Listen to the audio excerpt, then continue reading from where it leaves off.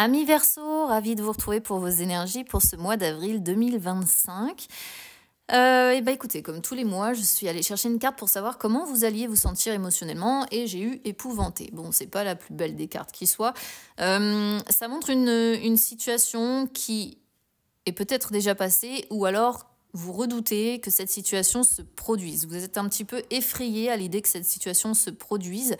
On vous sent ouais, un peu horrifié. Hein. Ça peut tourner pas mal peut-être dans votre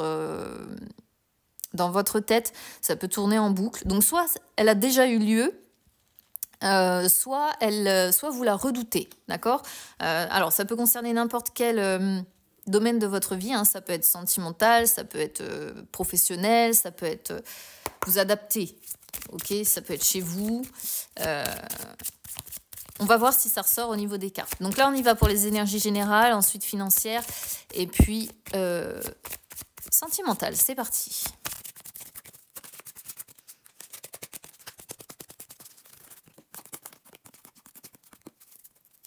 Alors, la montagne, le lys et le conflit. Ah ouais.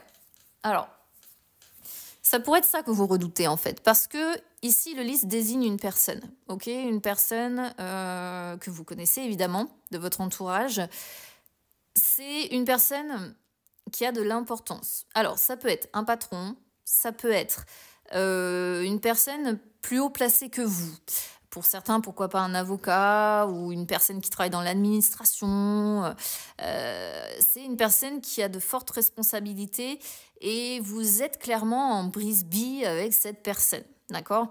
Alors moi, ce que je ressens de prime abord, c'est que vous agissez, vous essayez d'ignorer cette personne. Avec la montagne, on sent vraiment le froid entre vous. Voilà, c'est clairement pas ça. Vous préférez essayer d'ignorer cette personne, faire comme si elle n'existait pas, parce que de toute façon, clairement, la montagne, c'est ça. Dans le but, peut-être, justement, d'éviter ce conflit. C'est peut-être ça qui vous fait peur, en fait, hein, qui amène ce côté épouvante, là, parce que peut-être que vous n'êtes pas du tout conflictuel dans votre caractère et que vous n'avez pas envie que ça dérive. Pour autant, on sent que ça... Comment je pourrais vous dire ?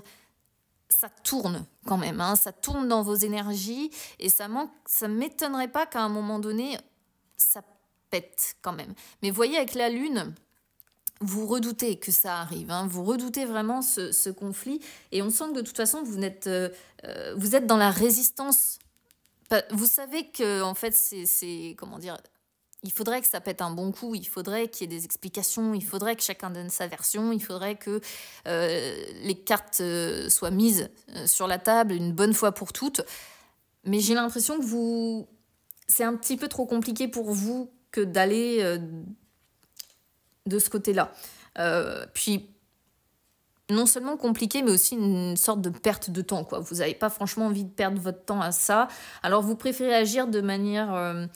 froide, voilà, vous préférez essayer d'ignorer cette personne, mais pour autant, cette personne, c'est un peu un obstacle sur votre route, hein, voilà, c'est un mur qui vous barre la route, qui vous empêche d'avancer, et je pense que tant que les choses n'auront pas été mises au clair, ça va continuer à vous embêter.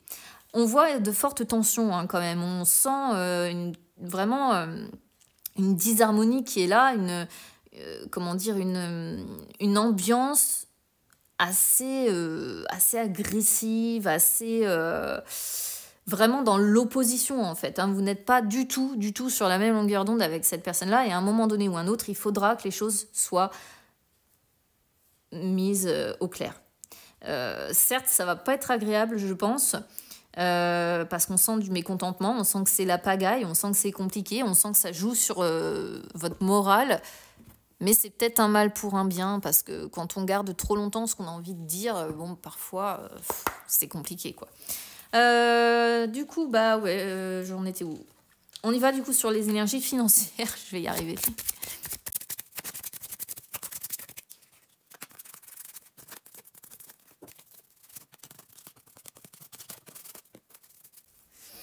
Alors, on a de nouveau la Vierge, hein, qui tombe. Et ça impacte également vos finances, en fait, ici. Hein. Et on voit ce côté, comment dire, vous agissez en ne montrant absolument rien.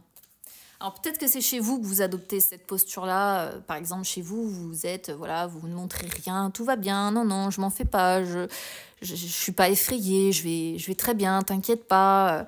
Alors que au fond, il y a encore cette notion de conflit. Alors, quoi qu'il en soit, ce conflit-là qui est latent, il a des répercussions sur votre bien-être intérieur et sur votre foyer, en fait. Hein. Même si vous vivez seul, ça a des répercussions sur votre foyer, sur votre chez vous. Donc, ça peut vraiment être soit un patron, soit un avocat, soit une personne dans les finances ou qui travaille dans une administration qui va également impacter, en fait, vos finances.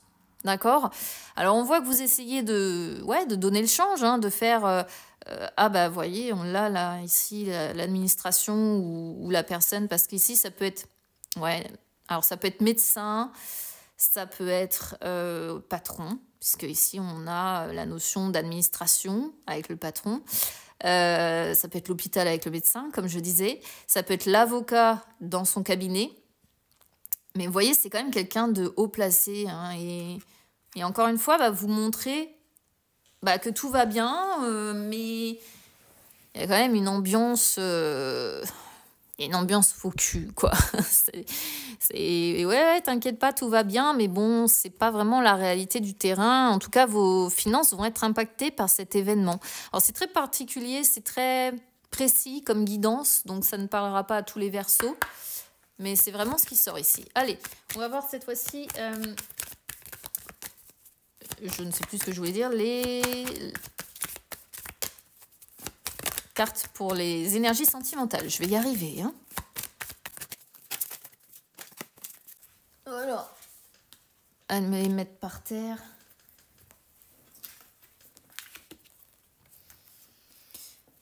Donc, on a communication, trahison... Intérêt, bon.